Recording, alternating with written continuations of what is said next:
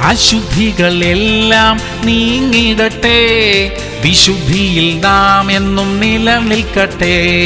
പറയുക പറയുക പറയുക നാം, ആശിക്കും അത്ഭുതം പറയുക നാം.